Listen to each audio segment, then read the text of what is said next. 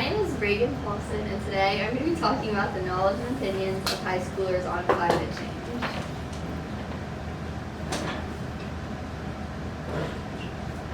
Okay, to start us off, this is my research question. Is there a relationship between a high school student's knowledge of climate change prevention initiatives and their opinion on the effectiveness of current climate change prevention programs? So first off, I want to start by talking about why I chose climate change as my topic. During AP seminar last year, my individual presentations usually always revolve around climate change and the environment. I just found myself going back to that topic a lot, and I wanted to conduct my own research on a topic that I already read and researched much about, so I could further my own knowledge and come to a new understanding. In addition, I wanted to become a teacher, so I wanted to conduct research that could have some educational implications, which I'm going to talk about on the next slide.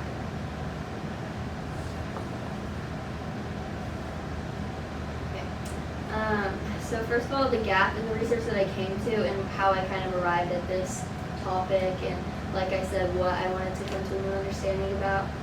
There's a lot of pre-existing research that I found on teenage opinions, knowledge, and involvement on climate change and climate change prevention academic discussions, but I saw a lack of some that specifically focuses on prevention programs. So that kind of stood out to me as it was something that we talked about a little bit in APES, and in all my research I didn't really read anything about their opinions on like the Paris Treaty and the Kyoto Protocol and other things that we talked about. So I wanted to focus on that. So to narrow it even further, I selected 4 initiatives: the Paris Agreement, the Kyoto Protocol, the Montreal Protocol, and the Kigali Amendment. So by looking for a correlation between the knowledge of the latter I just mentioned and their opinions, I hope to gain more insight into the success of climate change education and if/what improvements can be made to the current system. So to go a little bit more into this, I believe that this research could have a lot of educational implications and value. Educators could implement more on climate change into their curriculum if my study does show a demonstrated lack of knowledge. Some examples of this could be examining governmental involvement in climate change as part of a government course. A lot of this is very important. International government protocols, even just those in the U.S., I think could be a really good additive into courses like U.S. history or government or any of those. And then another thing is that last year my DE class, we got to do research on crises. And so I think, which we got to pick the topic, but I think that maybe if an English class chose a topic specifically to be climate change, more people would learn about it and become educated on it. Now for my literature review and to talk about the knowledge that I found. But first, some definitions: the Paris Agreement, the Kyoto Protocol, the Montreal Protocol, the Kigali Amendment, and the UNFCCC, all of which I mentioned earlier. The Paris Agreement is a treaty between 196 countries, which is designed to limit the global temperature increase to 2 degrees Celsius a year. The Kyoto Protocol is the first international treaty that focused on cutting greenhouse gas emissions, such as ozone and nitrates. The Montreal Protocol is a treaty to protect the ozone layer by phasing out ozone-depleting substances. The Kigali Amendment is an amendment to the Montreal Protocol to reduce the production of hydrofluorocarbons, which are CFCs, and basically also are detrimental to the ozone layer. And then finally, the United Nations Framework Convention on Climate Change brings together leaders and countries from all around the world to discuss solutions and implications of policies that they're looking to implement. So the 3 fundamental sources that I want to talk about today are the articles listed here: More Americans See Climate Change as a Priority, but Democrats are much more concerned than Republicans, What People Know About the Weather, and the Role of Climate Change Education on Individual Lifetime Carbon Emissions. Looking at the first one focuses on multiple surveys. It analyzes the results to look at possible factors on people's opinions of climate change, specifically political affiliation. The study compares and contrasts Democrats and Republicans' opinions with questions pulled from several surveys. And while this statistical analysis is not conducted of the data, it's analyzed pretty well, and a clear skew is found. The article reveals that Democrats are far more likely than Republicans to see climate change as a priority, a problem, not being acted against effectively enough.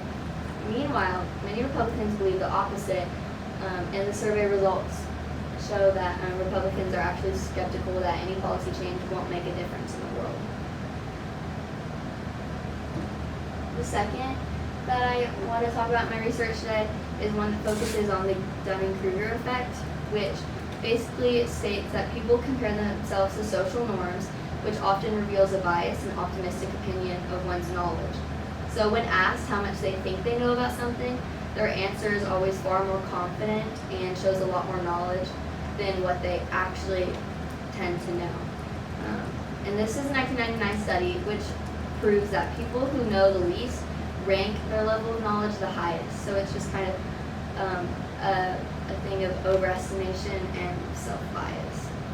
So this source is relevant to my research on the education awareness and opinions of high schoolers on climate change because while taking the survey, the students could overestimate their knowledge on climate change or display overconfidence that climate change is not yet perceived as a real threat to them.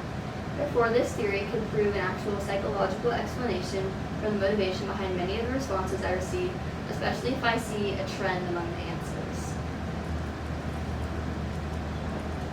And then the last source looks at the impact of educational research. So it not only ties into my topic on climate change, but also the implications that I talked about doing educational. Okay, so I'll get into this later. So in this paper, the authors conduct a study to discover the effectiveness of different aspects of a college-level course on climate change, basically measuring the difference in their individual carbon emissions before and after taking the course. They were contacted 5 years later to see the difference. The researchers found that graduates of the course feel a long-lasting personal connection to the issue and have confidence in the success of their actions, revealing that a curriculum centered around involvement of the community is most effective in building a strong personal investment in the long term. This source is relevant to my research because it discusses the implementation of a climate change course and shows the impact that it had. Part of my research's implications, as I discussed, include how my findings could be implemented into an educational curriculum. And so I hope to do this by discussing how climate change can be better talked about in schools. And then this just shows the study's findings to just kind of reiterate that people with a personal investment due to more education are far more likely to take action, as those who agreed with the question, I have personally experienced the effects of global warming, actually had a higher reduction in carbon emissions, which can be shown here. So they're at like 3.7 and these are like 2.9. That's on my methods. Okay. So I used a cross-sectional survey to collect my data, and I'll go through the process with you right now. So first, I looked through our directory because I wanted to focus on a high school population in the Houston area. And so I sampled from Memorial High School. I looked at the whole directory, not just a specific grade, because I wanted to get a general idea of the population as a whole, while still not extrapolating the results to too large of a population. So first I went through the directory and I numbered each student. I just went alphabetically and each student had a number. And then I used a simple random number generator to generate 50 numbers. And I went through and found their names and their grade levels. And so that was my simple random sample. And after that, I contacted the counselor, and she reached out to the students for me. She sent them a Google form that I had to the students, and I got 26 responses from students of various grade levels. All three of the sources that I mentioned in my literature review either analyzed or cited surveys. So this is why I found the questionnaire type of format to be really well aligned to what I was trying to do. So once I got the survey sent out, I waited for the responses. All the students had to do was answer an 8-question Google form that I sent out. I sent it out anonymously because I didn't want the knowledge of who sent it out to be a possible confounding variable. or if somebody saw that it was me to take it as a joke or something. So after I got the responses, I cut it off after 26, because I got 26 responses, and then I moved into analyzing the results. These are the survey questions that I used. The first 7 questions that you can see here are what I used to measure the dependent variable, which is the student's opinion on the effectiveness of climate change prevention programs. I put the outcomes into 3 categories. So they believe that the government has sufficient efforts, insufficient efforts, or they're unsure. So to be defined as sufficient or insufficient, the student had to pick 2 rightmost or leftmost answers for at least 3 of their answer choices out of the 7. So how I did it was I did a scale, and it was like strongly agree, slightly agree, neutral, slightly disagree, strongly disagree.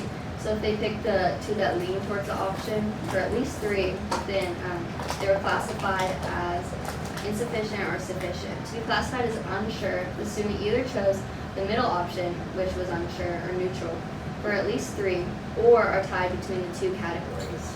And then this last question, which asks about the prevention programs, serves to classify my independent variable, which is the student's knowledge of prevention policies. And the 2 categories for the independent variable are defined as knowledgeable and not knowledgeable, which is simply based on whether they answered yes or no for the 8th question. Okay. And then to analyze the data, I conducted a chi-square test of independence, which is a statistical test between 2 categorical variables, which is what I was examining, and shows if there is a relationship between those 2 variables or not.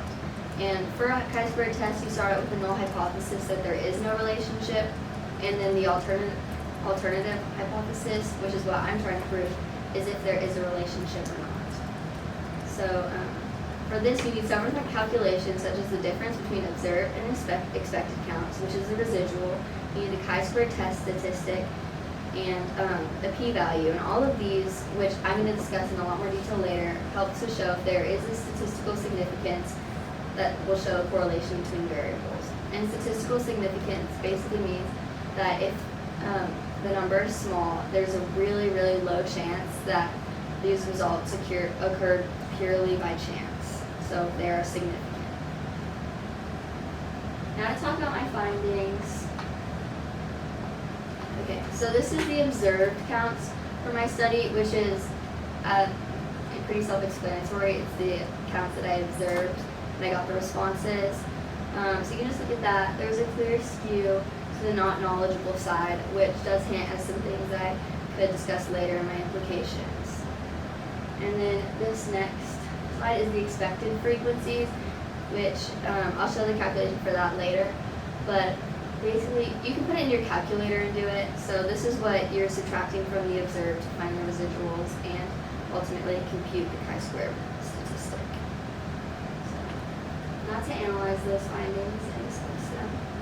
So these are the statistics I mentioned earlier. This is the chi-square statistic, which is the sum of the residuals squared over the expected values, which the expected values are the row total times the column total over the grand total. Degrees of freedom is just another calculation that you need to find your p-value. And then this is really important. The significance level is what you're comparing your p-value to once you get that from your calculator. And basic stat sets the significance level at 0.05. So unless you have a seriously small or large population, your significance level will always be 0.05. And if the p-value is smaller than 0.05, there is a correlation, because that shows, like I said earlier, that there's a really, really low chance that these results occurred like naturally and not due to any relationship between the variables. However, if the p-value is greater than the alpha level, or the significance level, this shows that there is not a correlation, basically keeping the null hypothesis that there's no relationship. So these are the results that I found. A chi-squared statistic of 7.2222, degrees of freedom of 2, and a p-value of 0.027. So this low p-value does indicate a correlation between the variables, and the results that I found are statistically significant. The low number essentially means that, like I said, there's an extremely low possibility that the results occurred only by chance. And while I can't prove a true causal relationship because I didn't conduct an experiment or manipulate any variables, the data definitely supports a relationship between my independent and dependent variables. And then looking at this graph,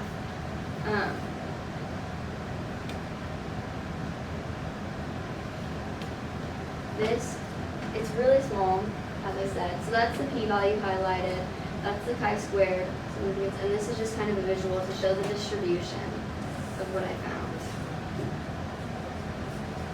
So basically now to talk about what I think could be implemented with this knowledge. Since I found that there was a really small p-value and a relationship between my variables, this shows that something about the student's knowledge is affecting their opinions, and I want to look at it in the light that they're not educated enough or aren't being educated in the right ways. So I want to maybe talk to some administrators or something. I feel like my results could be used to be implemented in the curriculum in the ways that I discussed. It doesn't have to be in science courses. I think that it could be really interesting to see it implemented in social studies or English courses, which you wouldn't normally think to hear about climate change about. But those classes are about current events, and I believe that climate change is a current event that needs our attention, which a lot of the survey responses that I got didn't seem to think that it does. And I think that better education will, first of all, move all the counts for my survey from not knowledgeable to knowledgeable, which is where we should be at already, and help create a better informed population of future voters, policymakers, and activists. I think I'm done. I don't really know. Yeah, no, you did a good job. And let's just stay there for the oral defense questions. All right. Time is pretty good. I think you started about 11:40, so you're just like under. It'd be right around a good time probably. And I'm going to actually go off the script of these questions, but I want to ask a question about. Did you not earlier discuss one of your studies that you looked at? Wasn't it? I'm going to go back since I can do this.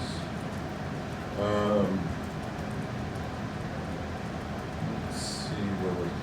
You discussed where there was a study, I thought, of